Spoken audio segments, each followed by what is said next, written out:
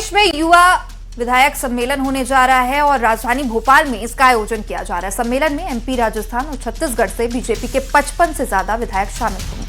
बताया जा रहा है कि एमपी के 37, राजस्थान के 22 और छत्तीसगढ़ के 13 विधायक इस सम्मेलन में शामिल होंगे। वहीं विधानसभा परिसर में कल से सम्मेलन का आगाज होगा। तैयारियों को लेकर विधानसभा अध्यक्ष नरेंद्र सिंह तोमर ने जायजा लिया। बताया जा रहा है कि सम्मेलन में लोकतंत्र में युवा विधायकों की भूमिका पर चर्चा की जाएगी और सम्मेलन में कुल 5 सेशन आयोजित किए जाएंगे। पहले दिन 3 और दूसरे दिन 2 सेशन होंगे। राज्यसभा के उपसभापति, छत्तीसगढ़ विधानसभा के अध्यक्ष सीएम डॉक्टर मोहन यादव भी शामिल होंगे।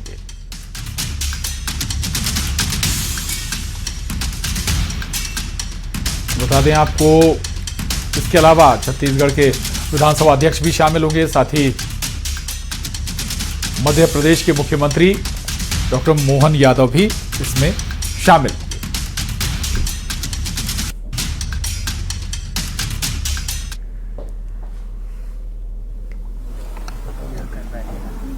युवा विधायकों का एक सम्मेलन लोकतंत्र में युवा विधायकों की भूमिका और लोकतंत्र को मजबूत करने में उनका क्या योगदान हो सकता है, ऐसे समसामयिक विषयों पर एक सम्मेलन 30 और 31 मार्च को आयोजित है।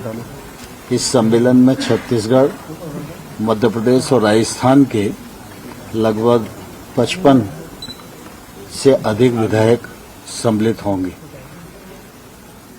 इस मौके पर मध्य प्रदेश के मुख्यमंत्री डॉक्टर मोहन यादव जी और राज्यसभा के उपसभापति समारोह के अवसर पर श्री हरवंश सिंह जी उपस्थित रहेंगे। और अब बात इंदौर की करेंगे, जिसको आज एक बड़ी सौगात मिली है। सीएम डॉक्टर मोहन यादव ने इंदौर एयरपोर्ट पर आधुनिक सुविधाओं से लैस टर्मिनल 1 का लोकार्पण किया। करीब 50 करोड़ रुपए की लागत से बनकर तैयार हुए इस टर्मिनल पर यात्रियों को सभी तरह की आधुनिक सुविधाएं मिलेंगी।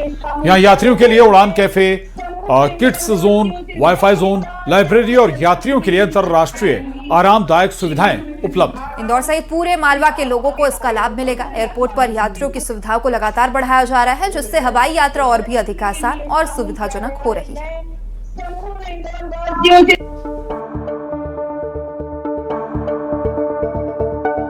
देश में एविएशन सेक्टर को लगातार मजबूत किया जा रहा है। इसी कड़ी में आज इंदौर के देवी अहिल्याबाई होलकर एयरपोर्ट को भी नया टर्मिनल 01 मिल गया है। सीएम डॉक्टर मोहन यादव ने एयरपोर्ट के नए टर्मिनल 1 का लोकार्पण किया। ये टर्मिनल अत्याधुनिक सुविधाओं से लैस है। इंदौर का टर्मिनल 1 हाईटेक सुविधाओं से लैस काफी आधुनिक है। इस वक्त तस्वीर हम आपको दिखा रहे हैं टर्मिनल 1 की, कि अगर यहाँ पर जब यात्री आएंगे, अगर उनकी कोई कनेक्टिंग फ्लाइट है, और इंदौर इंटरनेशनल एयरपोर्ट भी है। इंटरनेशनल एयरपोर्ट है तो इंटरनेशनल सुविधाओं का भी ध्यान रखा गया है नए टर्मिनल 1 पर। अगर आप ये तस्वीर देखेंगे, रिक्लाइनर जो सोफे हैं वो आपको नज़र आ रहा है और काफ़ी आरामदायक होता है। अगर आप कहीं से ट्रेवल करके आ रहे हैं, आपकी कनेक्टिंग फ़्लाइट है, तो अगर आपको एयरपोर्ट में इंतज़ार करना है, आराम करना है, तो आप बेहतर तरीके से आराम कर सकते हैं। बिल्कुल आरामदायक ये रिक्लाइनर सोफ़ा, और इस पर बाकायदा आप सो भी सकते हैं। नया टर्मिनल करीब 50 करोड़ रुपए की लागत से तैयार किया गया है। यहाँ यात्रियों के लिए उड़ान cafe, kids zone, wifi zone, library और अंतर्राष्ट्रीय एयरपोर्ट पर मिलने वाली आरामदायक सुविधाएं यात्रियों को मिलेंगी। तो सुविधाओं का बहुत ध्यान रखा गया है। वाईफाई से लेकर प्ले किड्स जोन और इसके अलावा वाईफाई कैफे, सब कुछ यहाँ पर है। नए तरीके की ये टर्मिनल बनकर तैयार हुआ है और पूरी तरीके से सर्व सुविधा युक्त है। और इस पूरे टर्मिनल के लिए 50 करोड़ रुपए खर्च किए गए। केंद्र सरकार ने 50 करोड़ रुपए दिए हैं। नया टर्मिनल भविष्य में इंदौर की हवाई कनेक्टिविटी को और अधिक मजबूती देगा। सीएम ने कहा, प्रधानमंत्री मोदी ने देश के विमान क्षेत्र का कायाकल्प कर दिया है। भारत में हवाई सेवाओं का विस्तार अकल्पनीय और अब हर तबके के लिए हवाई यात्रा संभव हुई है। आज इंदौर मां अहिल्या की नगरी में टर्मिनल 1 की जो सौगात मिली है, ये यात्रियों के लिए बहुत अच्छी सौगात है। इंदौर में जिस प्रकार से 14% से ऊपर यात्रियों का हमारा फ्लो बना है, यही कारण है कि ऐसे माहौल में इस प्रकार की सौगात से आवागमन में सरलता रहेगी। इंदौर सहित पूरे मालवा इलाके के लोगों को इसका लाभ मिलेगा। एयरपोर्ट पर यात्रियों की सुविधाओं को लगातार बढ़ाया जा रहा है, जिससे हवाई यात्रा और भी अधिक आसान और सुविधाजनक बनेगी। इंदौर से मिथिलेश गुप्ता की रिपोर्ट, न्यूज़ 18। में लंबे इंतजार और मंथन के बाद नगरीय निकायों में एल्डरमैन के नामों की घोषणा कर दी गई है। प्रदेश के 169 नगरीय निकायों में 492 एल्डरमैन के नामों का ऐलान किया गया है। प्रदेश के 123 नगर परिषद और 46 नगर पालिकाओं में मनोनीत पार्षद नियुक्त किए गए। मध्य प्रदेश शासन के नगरीय विकास एवं आवास विभाग की ओर से जारी अधिसूचना के अनुसार राज्य की कुल 132 नगर परिषदों में 4 और नगर पालिकाओं में 6 एल्डरमैन की नियुक्तियां की गई है। वहीं नवनियुक्त एल्डरमैन का कार्यकाल वर्तमान परिषद के कार्यकाल के साथ रहेगा।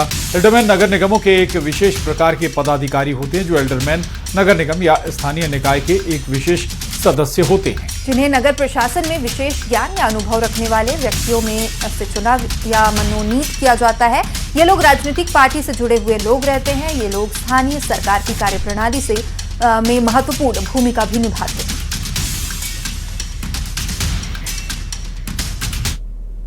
और नगरीय निकायों में एल्डरमैन की नियुक्ति पर एमपी में सियासत गर्मा गई है। कांग्रेस का आरोप है निकाय चुनाव में पहले रेवड़ियां बांटने का काम किया जा रहा है और उधर बीजेपी ने पलटवार करते हुए कहा कि पार्टी में पद सिर्फ सेवा का माध्यम है।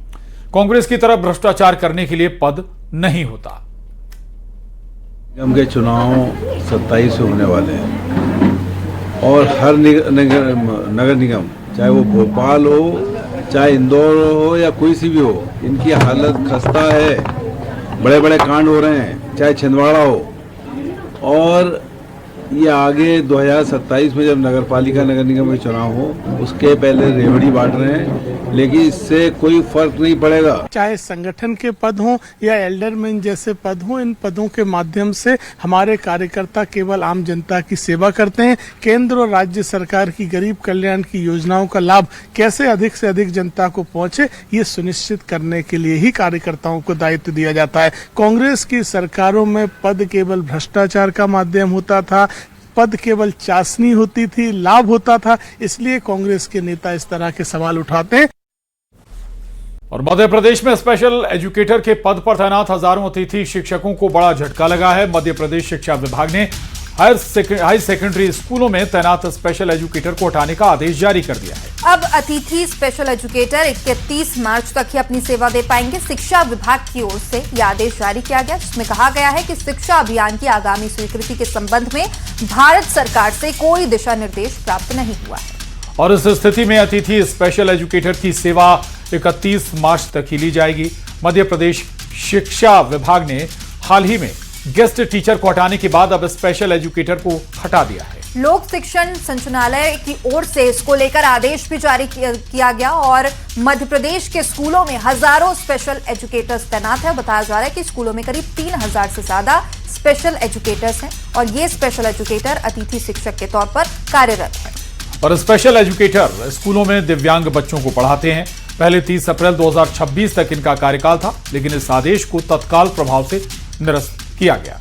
देखिए, अब 30 मार्च 2026 तक ही स्पेशल एजुकेटर्स अपनी सेवाएं दे पाएंगे। 31 मार्च के बाद से स्कूलों में कोई स्पेशल एजुकेटर नहीं होगा।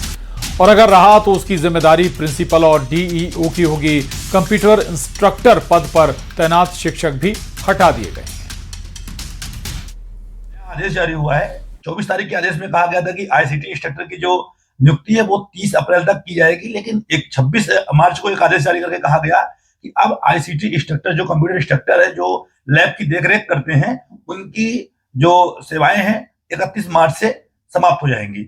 ये एक बड़ा सवाल है, क्योंकि जो कंप्यूटर सिस्टम या जो मशीनें हैं लगी हुई है आईसीटी लैब में, उसकी संपूर्ण देखरेख जो है वो कंप्यूटर इंस्ट्रक्टर ही करते हैं। छात्रों को तकनीकी शिक्षा देना, छात्रों के भविष्य को बनाना, ये आईसीटी इंस्ट्रक्टर का ही काम है।